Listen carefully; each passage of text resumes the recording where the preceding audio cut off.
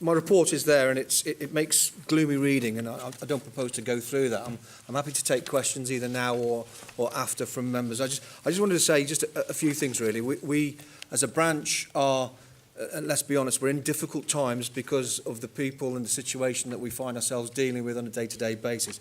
But the great encouragement for me has been the rise of Shropshire Unison. I think we've grown so much in the last 2 or 3 years. We've learnt so much, and I don't mean just us in here. I think the membership, and we're getting a sense from the membership. Rick was right. We were the highest recruiting local government branch in the country last year. We bucked a national trend, and that's not a coincidence.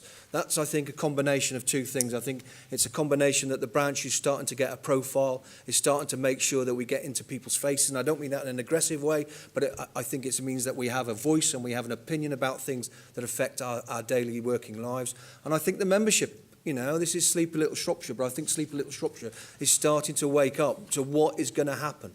What's going to happen when our council disappears, because that's where we are. I think we're on the threshold of something that we've never seen the like of before, and we as a branch have to adapt to that.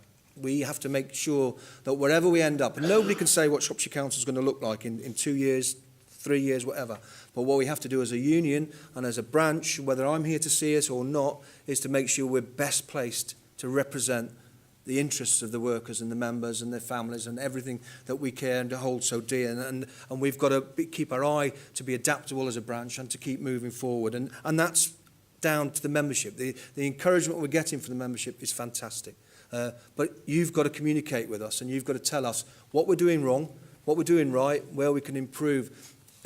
And I want to say this, the last sort of thing, there's lots of stuff going on. But in the last 12 months, there has been an outrageous increase in the number of disciplinary cases being taken against our members, an outrageous increase in the number of capability injuries.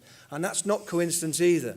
They're upping the ante because they want to get rid of staff, and it's a good and cheap way to do it. So when you're aware of that, and particularly education has been out of the loop for a little while. They weren't part of the main thrust, but suddenly, all of a sudden, the deluge of work we're getting from schools is coming in, and we have to be aware of that, and we have to be ready to stand and fight and protect our members' best interests. So communicate with the branch, tell us what the issues are, and give us the support that we've already received, which has been fantastic. And I'm sure in some form we'll get through it. And I'd like to thank, I'm not going to thank the officers because I'll do that personally because they've been an enormous support to me. But actually I want to thank the membership because I think we're waking up and I think we're growing up. And I think as a branch, we're in as good a position as it's possible to be given the circumstances. Thank you, Alan. Any questions?